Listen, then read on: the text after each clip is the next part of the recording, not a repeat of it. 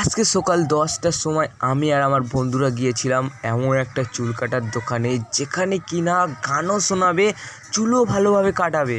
তো আমার চুল হালকা হালকা বড় হয়ে গেছিলো, ওর কারণে আমি একটু কেটে নিলাম, কারণ কালকে তোমরা বুঝতেই পারবে নতুন কিছু একটা ভিডিও আসছে, ওর কারণে চুল কাটতে চলে এসেছিলাম সকাল সকাল।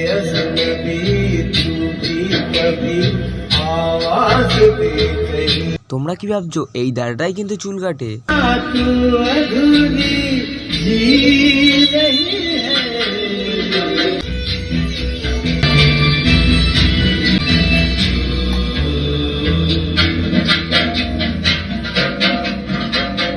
रोज रोज रेशम की हवा आते जाते कहती है দেখো গাইস, এই লোকটা কিন্তু চুল কাটে, তার সত্ত্বেও কিন্তু গান গাইছিল অনেকটাই ভালো, আর শুনে কিন্তু আমাদের অনেকটাই ভালো লাগলো। নিজের প্রতিভা নিজে লুকিয়ে রেখেও যে এত সুন্দর গান গায়, অবাকের ব্যাপার ছিল।